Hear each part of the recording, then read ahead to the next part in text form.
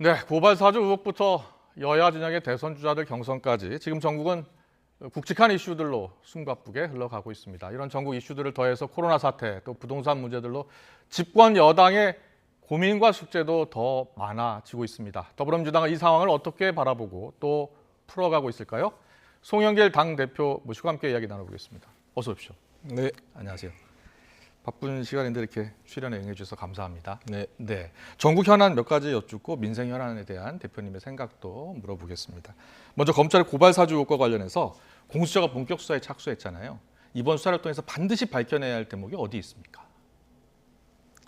고발 사주라는 표현보다는 국기문란이라고 표현하는 게 정확하다고 생각합니다. 예. 검찰이 가장 공정해야 될 조직이 그것도 아주 총선을 불과 1, 2주 앞둔 4월 3일 날, 예. 작년 4월 3일이죠. 4월 15일 날 총선이 있었으니까요.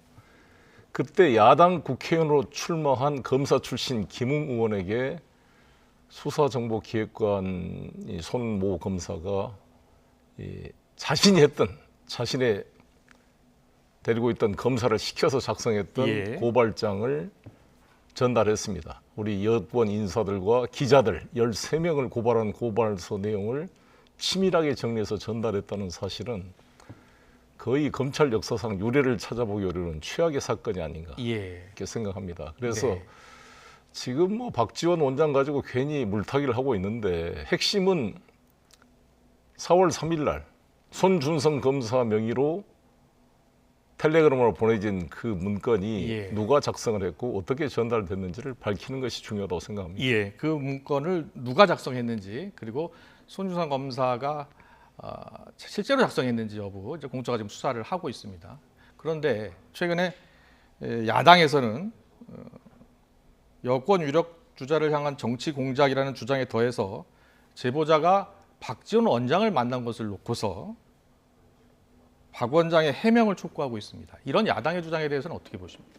수없이 해명했지 않습니까? 예, 잠자는 호랑이를 건들지 마라 그랬는데 제가 알기로도 윤석열 총장 시절부터 예, 박영선, 박지원 의원과 긴밀히 소통했던 관계로 알고 있습니다. 예, 그 박지원 원장의 말을 곱씹어 보기를 바라겠고요. 예, 예. 왜 단역 배우를 주연 배우로 바꾸려고 그러냐 이런 지적을 했는데 그게 예. 맞는 거 아니겠습니까? 실제로 박지원 원장이 국정원장에 임명된 게 작년 7월 29일입니다. 예, 작년 총선 4월 3일 날 이 사건이 발생했는데 예, 그때는 국정원장도 아니었어요.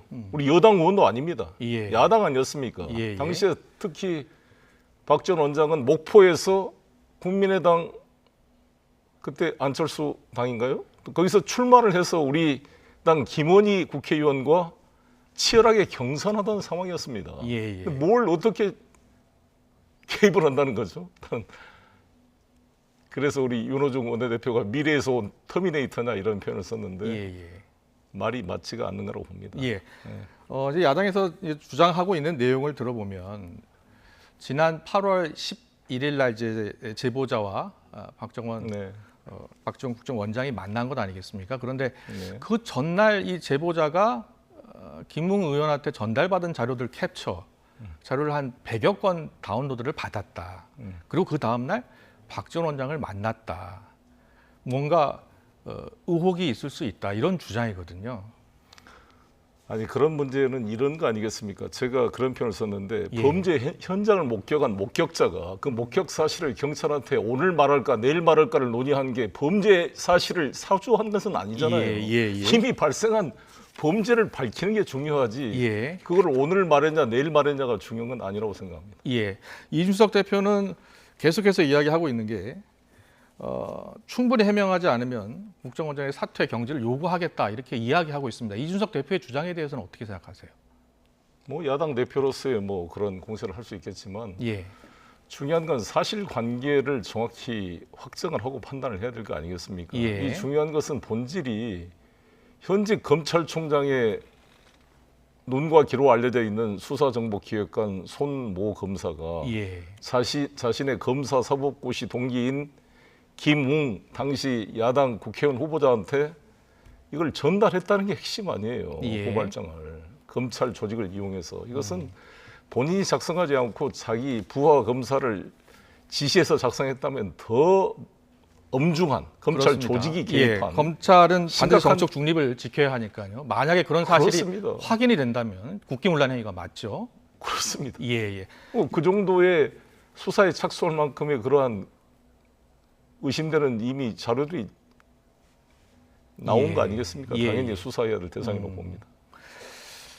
지금 국민의힘 의원들도 그렇고 그리고 이준석 대표도 그렇고 최근 계속 주장하고 있는 내용 중에 하나가 이 조성은 제보자가 인터뷰 중에 원장님이나 제가 원했던 배려받아서 상의했던 날짜가 아니다. 이 보도 날짜와 관련해서 혹시 상의한 것 아니냐 이런 지적을 하고 있어요. 물론 본인은 나중에 헷갈렸다, 말을 실수했다 이렇게 표현을 했는데요. 글쎄요. 나는 그분을 한 번도 뵌 적이 없지만 예, 예. 조성은이라는 분이 연세가 33세, 맞습니다. 아주 젊은 분이고 이렇게 성격이 거침없는 분으로 알려져 있는 것 같습니다. 예.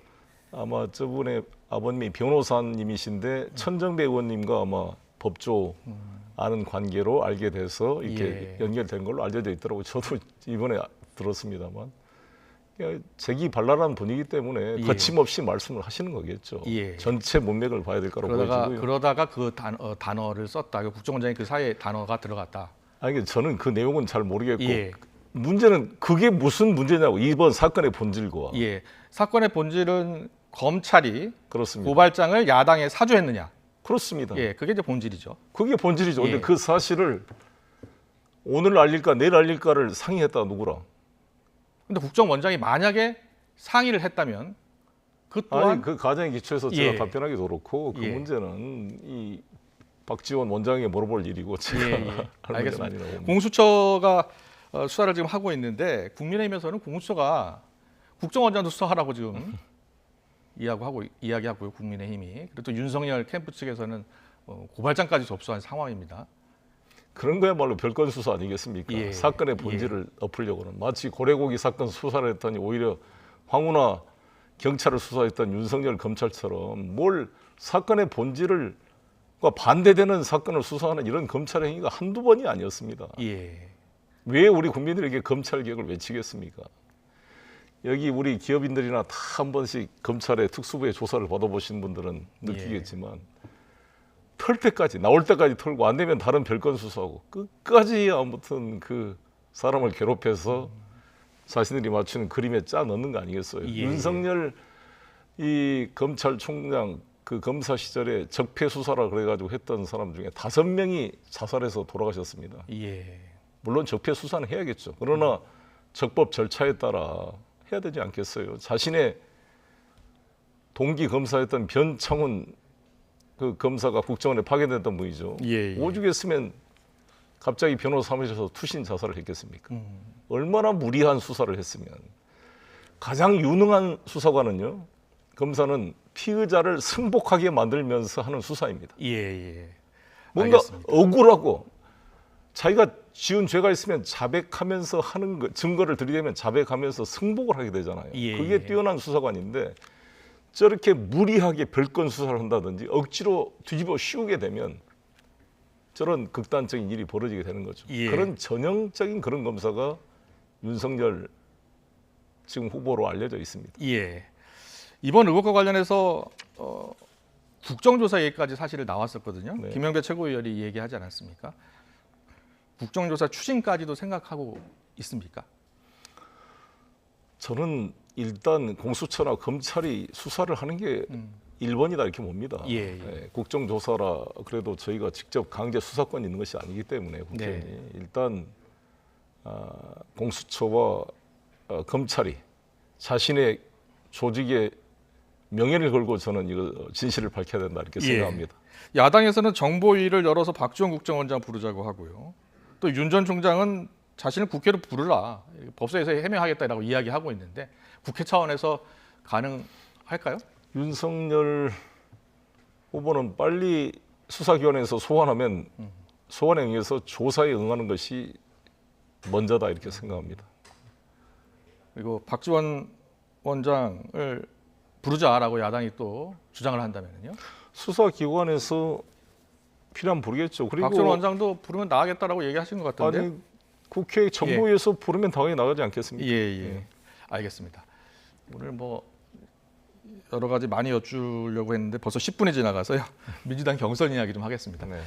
이재명 지사가 과반에 지금 압승을 이어가고 있는데 정세균 전 대표가 어제 사퇴하셨잖아요.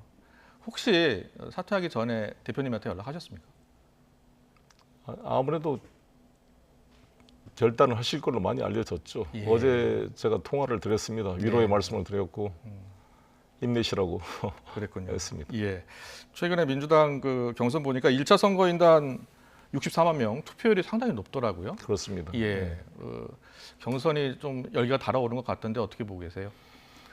그렇습니다. 그날 1차 슈퍼위크 결과도 뭔가 결과를 예측하기가 어려운 약간의 그렇습니다. 긴장을 조성했다고 봅니다. 예, 저는 그래서 예. 우리 선거인단 대의원들이 참 대단하다 이렇게 평가를 하고 있습니다. 예. 이미 이재명 후보가 51점 몇 프로로 네. 과반을 넘길 것인가가 이제 상당히 맞습니다. 긴장을 조성하게 됐고 이낙연 후보께서 31%를 득표함으로써 예. 그 30%대를 이제 돌파를 했기 때문에 또 호남 투표가 남겨져 있고 그래서 상당히 흥미진진해질 것이라 생각합니다. 네. 지금 두 주자 간 경선이 좀 과열되는 측면도 있잖아요. 네, 그렇습니다. 그러다 보니까 일부 여론조사를 보면 상대 후보가 되면 안 뽑겠다라는 여론조사도 나와요. 뭐 일부 주자 같은 경우에는 일부 주자 지지층에서는 40% 가까이 그 후보가 되면 나 안 찍겠다라고 하는 분도 있는 것 같아요. 당 대표로서 이분들 또 다시 후보가 결정되면 모아야 하지 않겠습니까? 보강 그렇습니다. 갖고 그렇습니다. 계십니까? 네. 당연히 저희 민주당의 그런 역사가 있고 예. 제가 그때도 한번 말씀드렸던 것처럼 지난 이명박 정동영 두 후보 때 상당히 저희 민주당이 좀 이완된 좀 안이하게 판단한 게 있었습니다. 예. 또 패배주의적인 사고가 있었고 근데 그 결과 우리 노무현 대통령의 정말 그 아픔이 있었잖아요. 그때 우리 모두가 지몬미란 표현을 썼습니다. 지켜주지 못해서 예. 미안합니다. 근데 이게 그렇지 않은 것입니다. 이게 저희들이 이 중요성을 저희들이 역사적 경험으로 느꼈기 때문에 우리 모두가 하나로 원팀 민주당이 돼야 된다 이렇게 저는 생각을 모든 당원들이 가지고 있다 이렇게 생각합니다. 예, 취임 100일째 기자간담회가 기억이 납니다. 그때 이런 말씀하셨잖아요. 정권 교체해야 된다는 여론과 정권 재창출에 대한 여론의 격차가 많이 줄고 있다. 네. 오늘은 큰 성과라고 본다라고 이야기하셨는데 실제로 분위기가 그렇게 흘러가고 있다고 보십니까? 한 20% 차가 났었어요. 예, 제가 취임했을 예. 때. 근데 지금 10% 차 또 안쪽으로 약간 좁혀진 것은 다행이죠. 그러나 민심의 변화가 어디서 왔다고 보세요? 아무래도 야당에 대한 실망도 있고요. 예. 또 저희들이 꿋꿋하게 해가고 있습니다. 우리 문재인 정부 그렇게 저주에 가까운 비판을 일부 언론과 야당이 하고 있지만 예, 백신 진짜 70% 1차 이제 접종이 돼가고 있지 않습니까? 2차 접종도 빠르게 될 겁니다. 예, 하나하나 차분하게 해가고 있습니다. 저희가 경제도 좋아질 것이고요. 여러 가지 물론 우리 소상공인 어려움이 매우 큽니다만 예, 저희들이 뭐 노는 게 아니잖아요. 잘해보려고 발버둥 치고 있습니다. 하나하나 그 저희들이 뛰어서 내년 초에 토종 백신을 성공시켜내고 백신 접종도 70%를 넘어가고 또 부동산 문제는 제가 누구나지 프로젝트를 통해 또 여러 가지 선 분양을 통해 수요를 분산시키기 위해서 뛰고 있습니다만 최대한 공급을 늘릴 수 있도록 예. 노력하겠습니다. 결국 민심이 돌아올 것이다. 그렇습니다. 그리고 예. 이게 이제 대통령 선거라는 것은 과거에 대한 평가도 있지만 문재인 대통령께서 다시 출마하는 게 아니잖아요. 새로운 우리 대통령 후보를 통해서 문재인 정부의 잘한 것은 계승 발전해 가지만 저희가 부족한 점도 있습니다. 아시다시피 소득주도 성장에서 초기에 과도하게 최저임금을 인상했던 그러한 그 문제라든지 에너지 전환에 있어서 여러 가지 원전을 둘러싼 문제라든지 그런 거 하나하나고 부동산 공급 대책을 좀 너무 늦게 시작했다는 것 이런 것들은 솔직하게 저희들이 반성하고 보완해서 새로운 후보를 중심으로 미래를 설계해 간다면 저는 충분히 이길 수 있다 이렇게 생각합니다. 예, 알겠습니다. 이낙연 전 대표가 국회의원직을 던지겠다고 하셨잖아요. 또 광주에서 그렇게 이야기하셨는데 지금 지도부는 말리고 있는 것으로 알고 있는데 계속 고집하고 계신 것으로 알고 있거든요. 어떻게 하실 생각입니까? 저희는 뭐 이낙연 후보님의 그런 정치적 결단을 존중하지 않을 수가 없다 이런 말씀을 드리겠습니다. 예. 근데 또 지역구가 종로잖아요. 예. 여러 가지 뭐 또 어려움이 당내에서 있습니다만 지도부에서 좀 많이 반대하는 것 같던데. 찬반양론 있습니다. 아 그렇습니까? 아 그렇다면 계속해서 이낙연 전 대표가 사퇴해야겠다. 좀 본회의에 상정해 달라라고 하면 수용하실 생각이 있는 거군요. 오늘 국회의장님을 이낙연 후보님이 또 만나 뵀다 그러더라고요. 아, 그래서 예. 좀 그 의장님하고 좀 상의를 하겠습니다. 네, 알겠습니다. 민생 현안 좀 몇 가지 여쭤볼게요. 지금 요새 자영업자분들 많이 힘들잖아요. 저희가 그렇습니다. 잠시 인터뷰를 했는데 이 소상공인들 특히 자영업자분들은 참, 나라의 방역 정책에 대해서 많이 협조하신 분들 아니겠습니까? 그렇습니다. 근데 최근에 지금 너무 어려운 상황이라서 극단적인 선택하시는 분들이 이게 좀 나오고 있으니까 집권 여당의 대표로서 또 이렇게 드릴 말씀이 있을 것 같습니다. 네, 그래서 내일 제가 금융위원장 새로 임명되신 분과 만납니다. 예. 그래서 우리 소상공인에 대한 대출 기간 연장 문제도 상의할 거고요. 예, 대출 기간 연장. 네, 이제 가장 필요한 것은 손실보상법도 통과됐습니다만 네. 그것은 사후적인 조치이고 예, 예. 일단은 방역 지침이 빨리 좀 더 위드 탄력적으로 코로나 정책으로. 돼서 예. 영업을 할 수 있도록 환경을 만드는 게 가장 중요한 예. 거고요. 그 기간 동안 버틸 수 있도록 금융 지원이나 세제 지원 같은 경우를 지속적으로 뒷받침해 주는 것. 예. 그 손실보상법 같은 경우에는 앞서 소상공인 연합회에서 오늘 기자회견 할 때 보니까 좀 많이 보상을 해달라. 그러니까 임대료도 좀 넣고 인건비도 좀 넣고 네, 가능하면 좀 많이 보상을 해달라 이렇게 네. 요구하고 있더라고요. 네, 그런 것들이 좀 많이 반영될 수 있겠습니까? 예, 최대한 노력을 하겠습니다. 예. 그런데 그 사후적인 보상보다도 당장 좀 영업이 될 수 있도록 그렇죠. 예. 만들어 주는 게 가장 부가가치세 중요하다고 봅니다. 10%를 5%로 좀 한시적으로 좀 인하해달라. 그 제안은 어떻게 생각하세요? 워낙 예민한 사안이라 여기서 말씀드리기 좀 그렇고요. 또 여러 가지 우리 소상공인을 뒷받침할 수 있는 방안을 모색하도록 하겠습니다. 검토 하실 글쎄 생각? 그렇게 여기서는 좀 바로 말씀드리긴 그렇습니다. 예, 알겠습니다. 부동산 문제 잠깐 짚어볼게요. 부동산 가격이 너무 올랐잖아요. 네, 최근에 KB국민은행 조사를 보니까 경기도 전체 서울 경기 네, 전체 전세금이 평균 전세금이 4억대 초반인데 3년 전 집값하고 거의 똑같다고 하더라고요. 네. 이거 지금 어떻게 잡아 나가야 될지 그래서 저는 어떻게 해야 될지. 저는 이 문제의 근본적 해결은 집값을 낮추고 잡아서 되는 문제가 아니라 네, 어떻게 해야 집값의 돼요? 상승분을 임차인과 임대인이 같이 나누는 사회적 나눔 구조로 바꾸지 않으면 저는 계속적으로 반복되는 문제다 이렇게 생각합니다. 네. 저희가 이번에 누구나지 프로젝트를 발표했을 때 확정 분양가로 공급한다 이렇게 했잖아요. 네.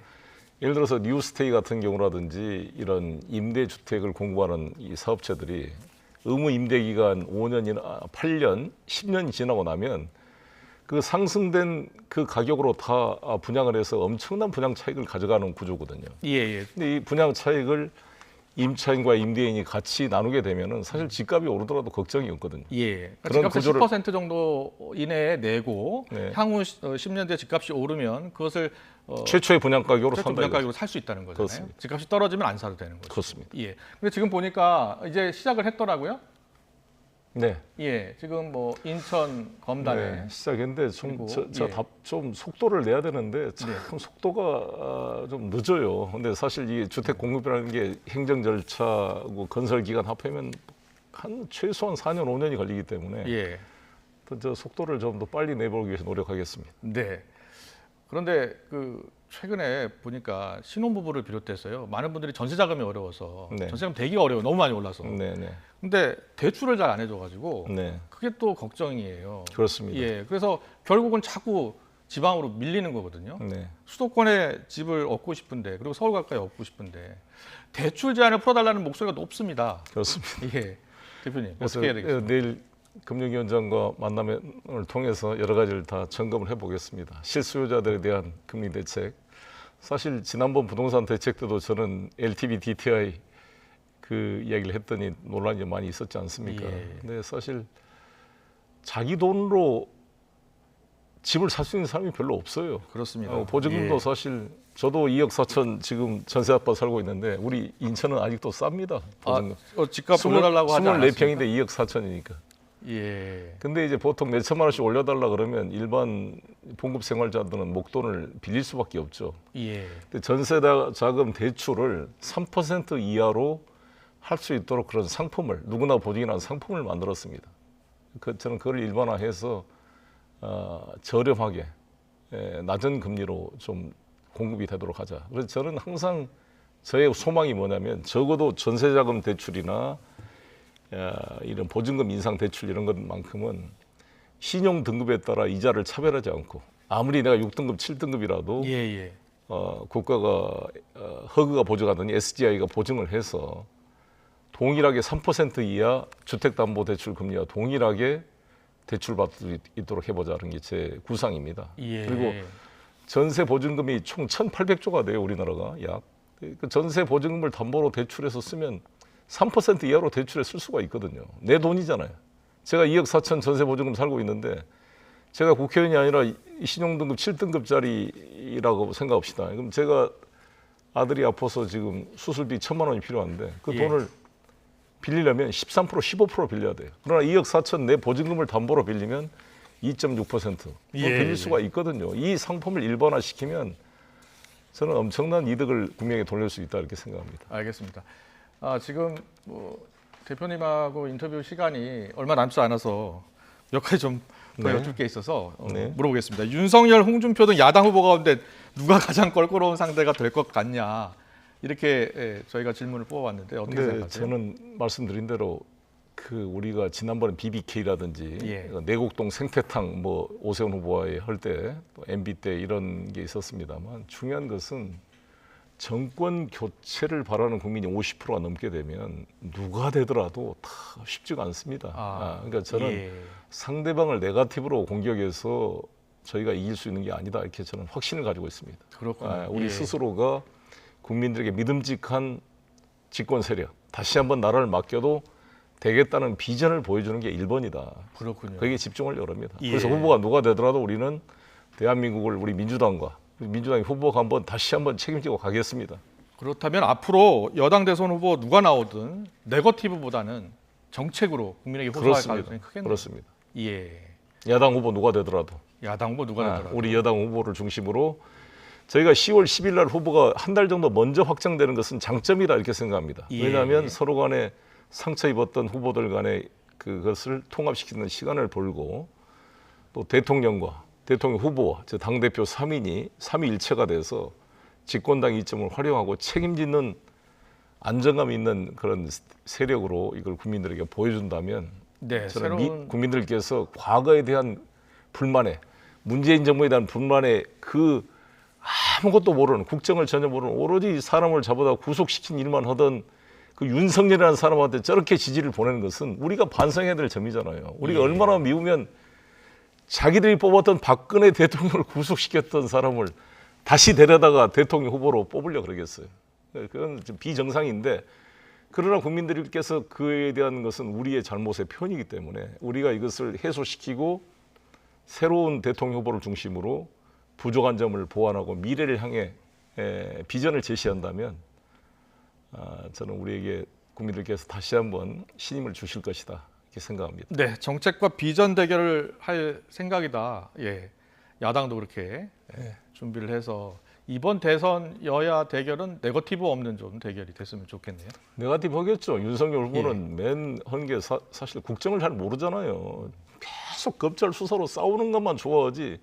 그러면 자기 지지도가 오른다는 거 아니겠어요? 그러니까 지금 저분한테 지금 원전 문제라든지 에너지 문제나 반도체 문제나 BT 산업이나 이런 뭐 연금 개혁이나 물어보세요. 제대로 답이 안 나오고 지금 토론회도 기피하고 학예에 발표를 하고 있겠어요. 아마 홍준표 후보랑 TV 토론 2시간만 하면 그냥 모든 미천이 드러날 거다. 저는 이렇게 생각합니다. 알겠습니다. 대선 지켜보겠습니다. 네. 또 토론 어떻게 할지는 좀 더 지켜보고요. 대선 6개월 남았는데 열린민주당과 합당 혹시 계획이 있는지 또 물어보라고 해서 네.